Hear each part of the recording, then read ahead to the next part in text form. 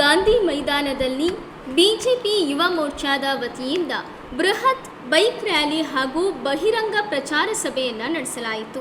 ಕಾರ್ಯಕ್ರಮದ ನಿಮಿತ್ತ ಬಿಜೆಪಿ ರಾಜ್ಯಾಧ್ಯಕ್ಷರಾದ ಬಳಿಕ ಮೊಟ್ಟಮೊದಲ ಬಾರಿಗೆ ಸಾಗರ ವಿಧಾನಸಭಾ ಕ್ಷೇತ್ರಕ್ಕೆ ಬಿವೈ ವಿಜಯೇಂದ್ರ ಅವರು ಭೇಟಿ ನೀಡಿದರು.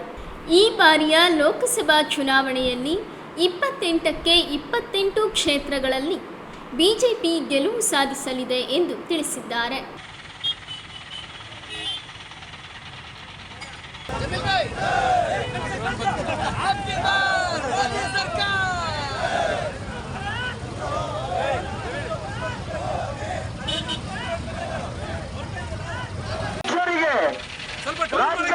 ಉಪಾಧ್ಯಕ್ಷರಿಗೆ ಹಣ್ಣಿನ ಹಾರದ ಮುಖಾಂತರ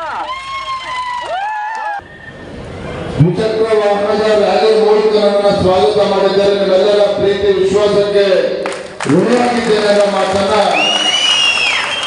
ಈ ಸಂದರ್ಭದಲ್ಲಿ ಹೇಳ್ತಾ, ಬಂಧುಗಳೇ, ಶ್ರದ್ಧೆಯ ತಾಯಂದರೆ ಎತ್ತ ನಾರ್ಯಸ್ತು ಪೂಜ್ಯಂತೆ ರಮಂತೆ ತತ್ರ ದೇವತಃ, ಎತ್ತ ನಾರ್ಯಸ್ತು ಪೂಜ್ಯಂತೆ ರಮಂತೆ ತತ್ರ ದೇವತ ಅಂತೇಳಿ ಹಿರಿಯರು ಹೇಳ್ತಾರೆ.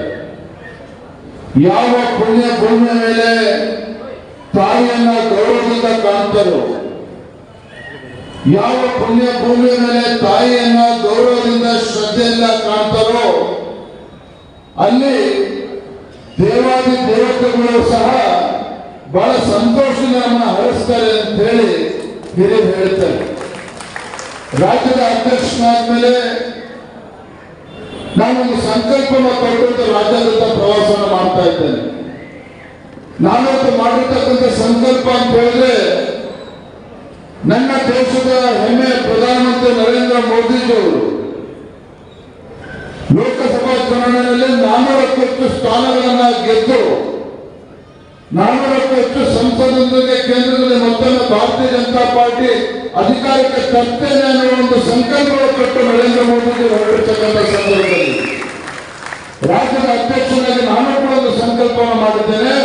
ರಾಜ್ಯದ ಎಲ್ಲ 28 ಕ್ಷೇತ್ರಗಳಲ್ಲಿ ಭಾರತೀಯ ಜನತಾ ಪಾರ್ಟಿ ಮತ್ತು ಜೆಡಿಎಸ್ ಪಕ್ಷದ ಸಂಸದರನ್ನ ಗೆಲ್ಲಿಸಿ ನರೇಂದ್ರ ಮೋದಿಜಿಯವರ ಕೈಯನ್ನು ಬಲಪಡಿಸ್ತೇನೆ ಅನ್ನುವ ಸಂಕಲ್ಪವನ್ನು ಹೊರಟಿದ್ದೇನೆ.